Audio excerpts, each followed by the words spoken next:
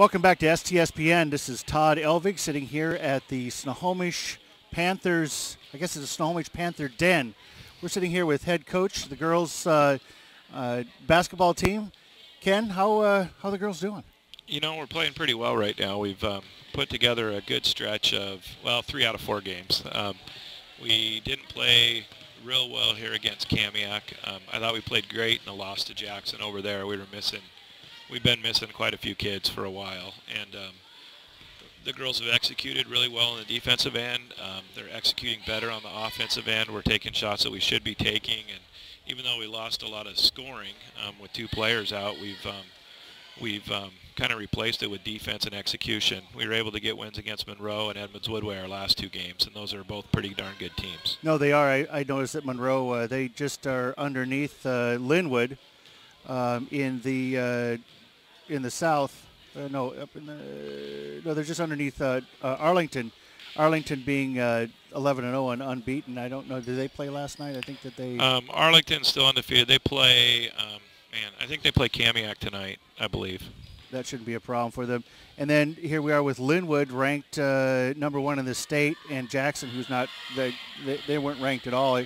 I'm looking at 4A.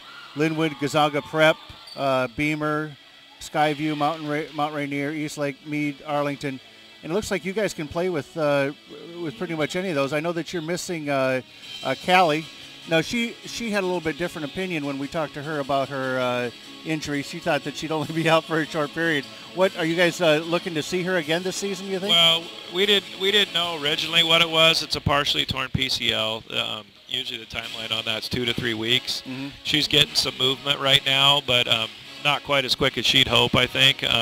So, yeah, we think she might be back in February is what the doctor had said. So maybe for the playoffs. Probably for the districts. It'd be tough. I mean, if she plays against Arlington, that would be kind of – I don't know that we're rushing her back, but not sure. If she doesn't have full range of motion, isn't completely healthy, we're not going to play her until she is. So.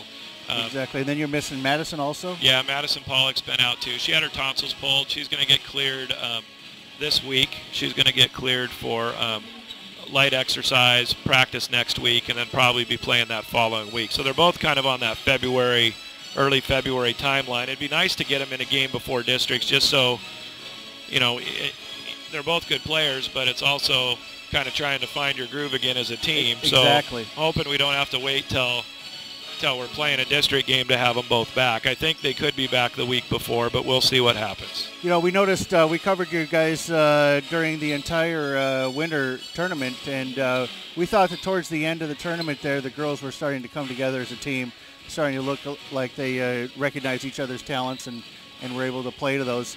I know that Callie's injury, that has to be just a huge deal. We could see her. She's out there on the floor right now. Giving a little bit of support. They all look to her for leadership, or who's kind of the leader of the team there? You know what? Honestly, we don't really have one kid this year that is. I honestly, even though she's a sophomore, think Madeline Smith is one of the better leaders on the team. Consistently in practice, effort, things like that. Hannah Burnson's a kid, too, that just leads by example. Her defense is incredible day in and day out. Nobody outworks her, and kids respect that. And, but I talked to him at the beginning of the year, and I just said, I think with this team, the key is that everybody brings their strengths as a leader to the team. And for some, it's more energy and enthusiasm, and that's Callie a lot of times. For others, it's just their work ethic, and for others, it's just being a really good supporter. Mariah Mock hurt her knee last year. She's been out all year too, and I mean she's played some, but with her, it's just kind of being a team mom and supporting other people. So. She's a good one too, but just challenging all the kids to bring their best quality as a leader to the team. Well, we talked with Coach Gibb a little while ago, and his biggest problem is that he said a lot of the girls they come from a very diverse school, and they've got a lot of people that are in and out. They get new players all the time, or new students all the time, and so they struggle with trying to have consistency over there. And I'm wondering what he was saying that they're trying to bring to the table tonight is going to be a little bit of just trying to work hard, not pay attention really to the score, but just try and work as hard as they can as a team. I know that your record and the way the girls, at least from what we've seen over here, Your girls are quite a bit more seasoned. How do you keep them focused in a game where they feel like they're not going to be challenged, or if they feel like, because sometimes teams overlook other teams, and how do you deal with that over there? Well, I've talked to our kids for years because there was a while where we'd have a lot of games like this during the season just because we were really, really good. And I always told the girls, the challenge at the end of each quarter, at the end of the game, is that we won because we out-executed them and because we played better basketball, not just because you're better players. And to me, that's what you have to measure things on. It's not, it's not always whether you beat a team or not. We play Linwood next week, and honestly, you know what? We're probably not going to beat them. But we can get better in that game. We can, see the things that we need to do better to play them later in the year. That each, like for Corey, it's the right perspective. Get the girls to play hard, make sure that they love the game and enjoy the game and enjoy being around each other, and they can learn some life lessons from that.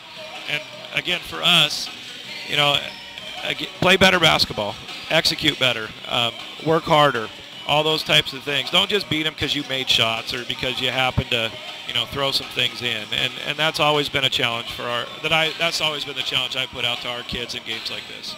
Well, we just to throw this out here, we will be covering. We're really not traveling this year, but we will be traveling to Linwood and covering your Linwood game. Okay. So that'll be interesting. Well, hey, thank you very much, Coach, for stopping by.